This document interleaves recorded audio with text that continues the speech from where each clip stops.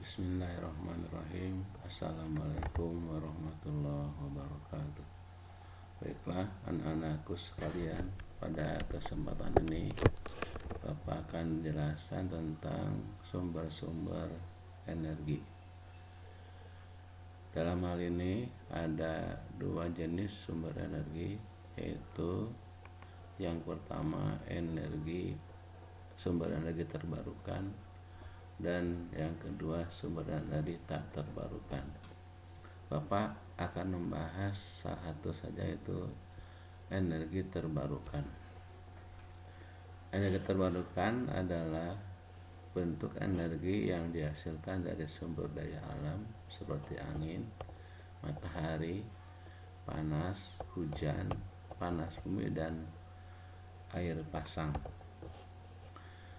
Keuntungan energi terbarukan ini adalah antara lain bentuk energinya yang berkelanjutan, 2. Ramah lingkungan, tidak menimbulkan polusi, 3. Tersedia secara melimpah, 4. Sumber energi dapat dimanfaatkan secara cuma-cuma dengan memanfaatkan teknologi yang sesuai, tidak memerlukan perawatan energi yang mahal. 6. Membantu mendorong perekonomian dan menciptakan peluang usaha. 7. Lebih murah dibandingkan dengan energi konvensional. 8. Beberapa energi mudah diaplikasi di daerah. Kemudian yang 9, mandiri energi, tidak perlu mengimpor bahan fosil dari negara ketiga. Namun kerugiannya antara lain, yang pertama biaya awalnya besar, kehandalan pasokan sumber, sebagian besar energi terbarukan tergantung dari cuaca. 3. Saat ini sebagian besar energi konvensional menghasilkan volume yang lebih banyak. Kurangnya tradisi pengalaman, di mana energi terbarukan merupakan teknologi yang masih berkembang. 5. Masing-masing energi terbarukan memiliki kekurangan teknis dan sosial sendiri.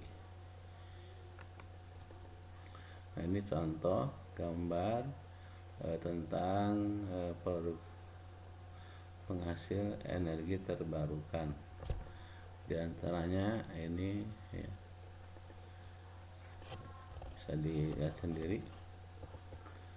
Kemudian berikutnya, nah ini contoh yang pertama adalah energi surya atau energi matahari.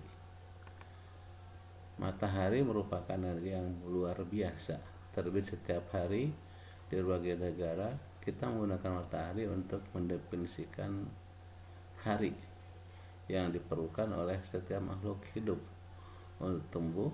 Matahari mempengaruhi cuaca dan mendatangkan angin. Matahari memberikan cahaya. Nah, ini gambar energi matahari ya, atau saat kita pasang atau saat terjadi terik. Kemudian berikutnya ini ada juga tentang konvensi thermal matahari. Energi surya pasif memasak menggunakan matahari. Tenaga surya pasif juga mengeringkan makanan hasil panen dengan matahari. Nah, ini contohnya ya, tentang penggunaan energi matahari. Dan juga untuk berjemur, ini contoh energi matahari. Kemudian berikutnya adalah energi angin. Energi angin dalam realitanya, tenaga angin adalah sekedar untuk tenaga surya yang dikonversi. Radiasi matahari memanas di berbagai tempat di bumi dengan kecepatan yang berbeda pada siang dan malam hari. Hal ini menyebabkan berbagai bagian atmosfer memanas dalam waktu yang berbeda. Udara menaik dan udara yang lebih tinggi tertarik untuk menggantikan udara yang lebih rendah. Ini akan menyebabkan terjadinya angin. Ini contoh ya, sirkulasi angin yang baik, ada yang buruk ya. Ini contoh sirkulasi angin. Ini bagaimana kita mengukur kecepatan angin. Ini contoh alat ukur untuk kecepatan angin. Nah, kemudian ini juga bentuk penggunaan energi angin, memutarkan kincir ya, sehingga kincir bisa menghasilkan tenaga untuk memutarkan turbin, menghasilkan energi listrik. Nah, kemudian juga energi angin digunakan untuk beberapa keperluan alat-alat rumah tangga, bisa menjadi cahaya, bisa menjadi listrik, bisa menjadi panas dan sebagainya. Nah, yang ketiga adalah energi tenaga. Energi tenaga air ya, energi tenaga air. Ini contoh, ada sungai atau kali yang menghasilkan air. Kemudian, nah apa itu tenaga air? Tenaga air adalah menggunakan gerakan air yang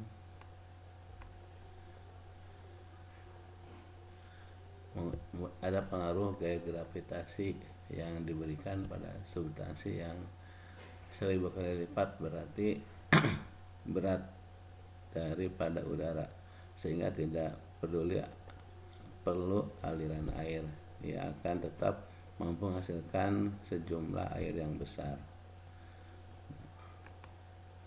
Nah, ini contoh keperluan air ya, bisa untuk keperluan PLTA.